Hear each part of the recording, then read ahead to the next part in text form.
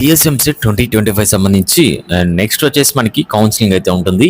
And అది వచ్చేసి మీకు డేట్స్ ఎప్పుడు ఉంటాయి ఏంటి అనేది కూడా ప్రీవియస్ వీడియోలో అప్డేట్ అయితే ఇచ్చాను. నెక్స్ట్ వచ్చేసి మరి కౌన్సిలింగ్కి మీరందరూ కూడా రిజిస్ట్రేషన్ అది చేసుకోవాలన్నమాట. ప్రతి ఒక్కరు కూడా ఫీజు అయితే పే చేసుకొని మీరు రిజిస్ట్రేషన్ అయితే చేసుకోవాలి. అండ్ నెక్స్ట్ వచ్చేసి మీకు స్లాట్ బుకింగ్ ఉంటుంది. నెక్స్ట్ ఆ తర్వాత మీకు సర్టిఫికేట్ వెరిఫికేషన్ ఉంటుంది. వెళ్ళిన తర్వాత మీరు డైరెక్ట్గా మీకు ఒక లాగిన్ ఐడి అనేది వస్తుంది. మీరు పాస్వర్డ్ అనేది క్రియేట్ చేసుకొని నెక్స్ట్ మీరు డైరెక్ట్గా ఆప్షన్స్ అనేవి పెట్టుకుంటారనమాట. ప్రాసెస్ అనేది ఈ విధంగా అయితే జరుగుతుంది. నెక్స్ట్ వచ్చేసి మీకు ఎంసెట్ సంబంధించి మెంటర్షిప్ కావాలంటే డీటెయిల్స్ అనేవి ఇక్కడ ఉన్నాయి. ప్రతి ఒక్కరు కూడా మీరైతే చెక్ చేయండి. అండ్ ప్రతి ఒక్కరు కూడా మెంటర్షిప్లో జాయిన్ అయితే మీకు ర్యాంక్ ఎంత వచ్చినా కూడా టాప్ కాలేజీలో ఏ బ్రాంచ్ వస్తుంది ఏంటనేది మీకు కంప్లీట్గా లిస్ట్ అనేది ఇవ్వడం జరుగుతుంది. నెక్స్ట్ వచ్చేసి మెంటర్షిప్లో జాయిన్ అయిన తర్వాత top colleges and courses list అయితే ప్రొవైడ్ చేస్తాను. అండ్ డెసిషన్ మేకింగ్ అయితే ఉంటుంది. మీ ర్యాంక్ బేస్ చేసుకొని మీకు ఏ కాలేజీలో సీట్ వస్తుంది అనేది కూడా నేను లిస్ట్ అయితే ప్రొవైడ్ చేయడం జరుగుతుంది. And certificate verification and technical issues వచ్చినా కూడా సాల్వ్ చేయడం జరుగుతుంది. సపరేట్ వాట్సాప్ గ్రూప్లో అప్డేట్స్ వస్తాయి. అండ్ 24/7 ఎప్పుడైనా మెసేజ్ చేయొచ్చు, కాల్ చేయొచ్చు. అది ఎవరంటే మెంటర్షిప్లో జాయిన్ అయిన వాళ్ళకి మాత్రమే. నెక్స్ట్ వచ్చేసి మీరు పేమెంట్ చేయాలనుకుంటే ఈ యొక్క క్యూఆర్ కోడ్ని స్కాన్ చేసుకొని మీరు పేమెంట్ అనేది చేసుకోవచ్చు. నెక్స్ట్ మీరు పేమెంట్ చేసిన తర్వాత మీ యొక్క పేమెంట్ ఐడి అనేది ఈ యొక్క వాట్సాప్ నెంబర్కి సెండ్ చేయండి. 8179406281కి మీరు సెండ్ చేస్తే మీకు కంప్లీట్గా డీటెయిల్స్ అనేవి సెండ్ చేయడం జరుగుతుంది. అండ్ ప్రతి ఒక్కరు కూడా జాయిన్ అవ్వండి. మీకు మంచి కాలేజీలో సీట్ అయితే వస్తుంది. నెక్స్ట్ మరి ఈ యొక్క ప్రాసెస్, రిజిస్ట్రేషన్ ప్రాసెస్ ఎలా ఉంటుందనేది కూడా ఒకసారి మనం అయితే చూద్దాం. నెక్స్ట్ మీకు ఇక్కడ వచ్చేసి పేమెంట్ అనేది చేసుకోవాలి. ఇక్కడ వచ్చేసి పేమెంట్ ప్రాసెస్ అనేది ఉంది కదా, ఇక్కడ వచ్చేసి మీరు వెబ్సైట్లో మీరైతే లాగిన్ అయితే అవ్వాలి. లాగిన్ అయిన తర్వాత మీకు ఈ విధంగా ఓపెన్ అయితే అవ్వడం జరుగుతుంది. అండ్ ఇక్కడ వచ్చేసి మీరు ఎంటర్ చేయాలి. ఏం ఎంటర్ చేయాలంటే లాగిన్ అవ్వడానికి మీరు ఎంసెట్ హాల్ టికెట్ నెంబర్ అయితే ఎంటర్ చేయాలి. Next EAMCET registration number, next మీ యొక్క డేట్ ఆఫ్ బర్త్, ఇక్కడ వచ్చేసి ఈ యొక్క క్యాప్చా అనేది ఎక్కడైతే ఎంటర్ చేయాలన్నమాట కరెక్ట్గా.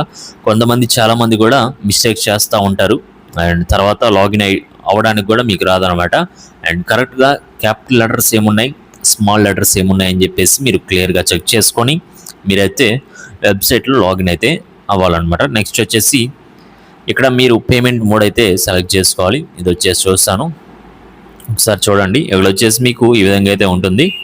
నెక్స్ట్ వచ్చేసి బేసిక్స్ ఇన్ఫర్మేషన్ అనేది మీరైతే డీటెయిల్స్ అనేవి ఎంటర్ చేయాలి. కొన్ని అయితే ఆటోమేటిక్గా మీకు వచ్చేస్తాయి, ఎందుకంటే మీరు ఎంసెట్కి రిజిస్ట్రేషన్ చేసుకున్నప్పుడు కొంచెం డేటా అనేది సేవ్ అయి ఉంటుంది కాబట్టి కొన్ని వచ్చేస్తే మీరు కొన్ని వెరిఫై చేసుకుంటే సరిపోతుంది. జస్ట్ మీ ఇక్కడ వచ్చేసి చూడండి, మీకు EAMCET hall ticket number, next qualification hall ticket number, EAMCET hall ticket number, candidate name, father's name, mother's name, date of birth, local area, next fee reimbursement, next marks, national caste, ఇవన్నీ కూడా ఉంటాయి అన్నమాట. ఇక్కడ వచ్చేసి మీరు డీటెయిల్స్ అనేవి చెక్ చేసుకోవాలి. Next వచ్చేసి రిజిస్ట్రేషన్ నెంబర్, మీ యొక్క ర్యాంక్ వచ్చేసి, కేటగిరీ ఏంటి, పాసింగ్ ఇయర్, ఇవన్నీ కూడా మీకు ఇక్కడ క్లియర్గా ఉంటుంది డేటా. ఈ మొత్తం మీరైతే చెక్ చేసుకోవాలి. అండ్ ఎక్కడన్నా డేటా లేకపోతే అక్కడైతే మీరైతే ఎంటర్ చేయాలి. ఇక్కడ వచ్చేసి మీరు ఆధార్ నెంబర్, మొబైల్ నెంబర్, ఇక్కడ వచ్చేసి income, caste, next EWS certificate number, ఇవైతే ఎంటర్ చేయాలి. ఈమెయిల్ ఐడి, ఇవన్నీ కూడా మీరైతే ఎంటర్ చేయాలన్నమాట. నెక్స్ట్ వచ్చేసి ఇక్కడ మీకు ఈడబ్ల్యూఎస్ ఉంటే కనుక ఇక్కడ మీకు సపరేట్గా ఎక్కడైతే మీరు ఎంటర్ చేయాల్సి వస్తుంది. ఇక్కడైతే చూడండి caste, EWS caste certificate number అయితే ఉంటుంది, అదైతే మీరైతే ఎంటర్ చేయాలి. ఆ తర్వాత మీరు డైరెక్ట్గా ఫీ పేమెంట్లోకి అయితే వెళ్తారు. ఇక్కడ వచ్చేసి మీరు ఫీజు అనేది కట్టాలన్నమాట. మీరు డెబిట్ కార్డ్ లేదంటే క్రెడిట్ కార్డ్ ద్వారా మీరు ఇదైతే పే చేయొచ్చు, లేదంటే నెట్ బ్యాంకింగ్ ద్వారా మీరైతే పే చేయొచ్చు అనమాట. అండ్ ప్రతి ఒక్కరు కూడా ఈ యొక్క డీటెయిల్స్ అనేవి కూడా మీరైతే 1-2 సార్లు చెక్ చేసుకొని మీ యొక్క కార్డ్ నెంబర్ కావచ్చు అవన్నీ కూడా ఎంటర్ చేసుకోండి. ఇది వచ్చేసి చాలామంది కూడా బయట నెట్ సెంటర్లో వాటిలో చేస్తూ ఉంటారు. అక్కడ ఏమవుతుందంటే నెట్ సెంటర్స్లో చేసినప్పుడు మీ యొక్క ఫీజు అనేది పే చేసిన తర్వాత మీకు ఏమన్నా రీఫండ్ రావాలనుకోండి రేపు, లేదంటే కాలేజ్ ఫీజు కట్టారు, అక్కడికి వెళ్ళిన తర్వాత మీకు ఆ కాలేజీ కాదు వేరే కాలేజీలోకి వెళ్తారు సెకండ్ రౌండ్.